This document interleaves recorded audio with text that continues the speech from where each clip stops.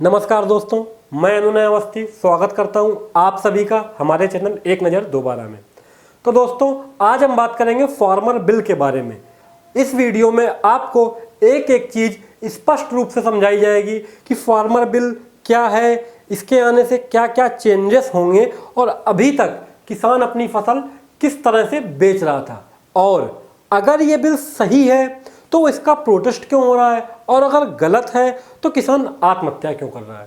तो farmer bill क्या है, इसके आने से क्या क्या चेंजेस होंगे, ये जानने से पहले आपके लिए ये जानना ज़्यादा ज़रूरी है कि अभी तक क्या होता आ रहा था और अभी तक किसान अपनी फसल को किस तरीके से बेचता आ रहा था। तो साथियों, अभी तक क्या होता था कि हर शहर की अपनी एक एग्रीकल्चर प्रोड्यूस मार्केट कमेटी होती थी, जिसे APMC के नाम से भी जाना जाता था।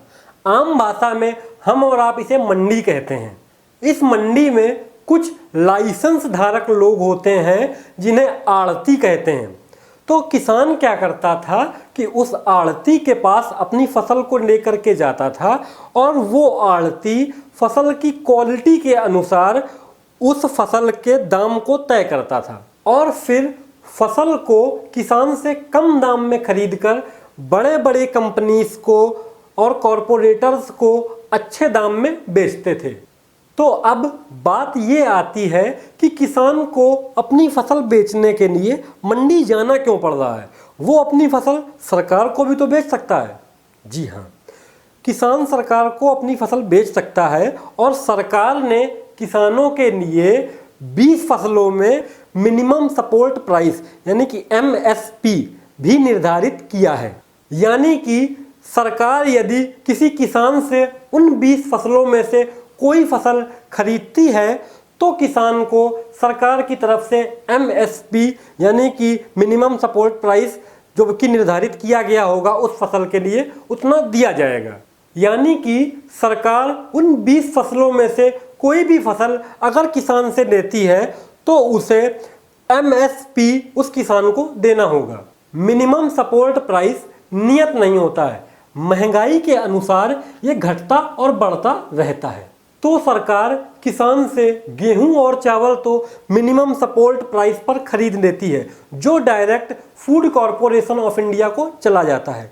लेकिन बाकी की फसलें जैसे आलू, चना, ज्वार, ये सारी जो फसलें हैं वो सरकार नहीं खरीद पाती है किसानों से, जिसके लिए किसान को मंडी जाना पड़ता है। और मंडी में आड़ती किसान की फसल का दाम मिनिमम सपोर्ट प्राइस से भी बहुत कम लगाते हैं। कभी कभी किसान को उनकी लागत मूल्य मिलती है और कभी कभी तो लागत मूल्य से कम में ही उन्हें अपनी फसल बेचनी पड़ जाती है, जिसकी वजह से आपने सुना भी होगा कि कई किसानों ने आत्महत्या भी कर ली।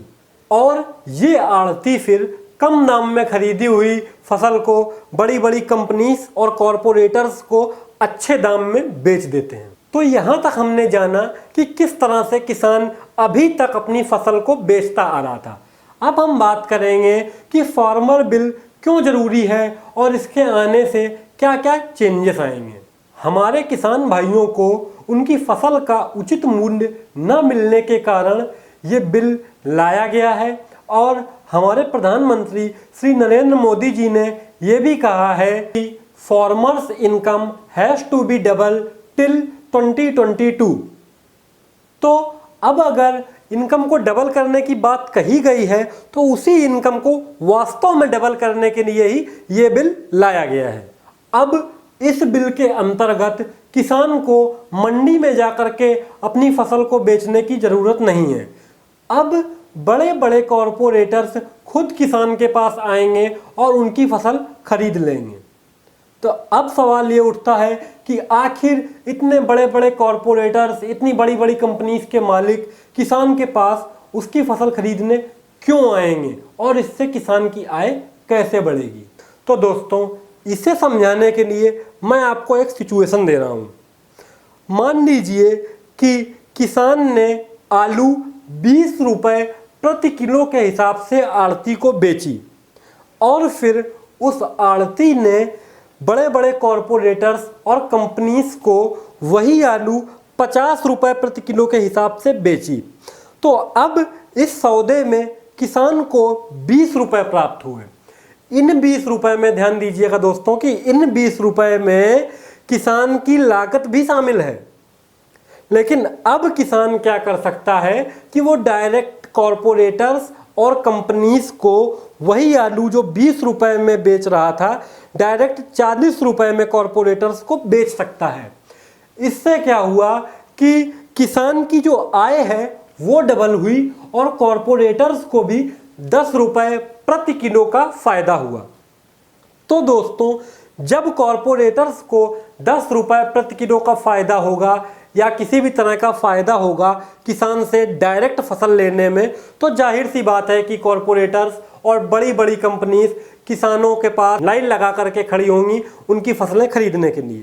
तो अब बात कर लेते हैं कि विरोधियों को इस बिल से आखिर दिक्कत क्या है।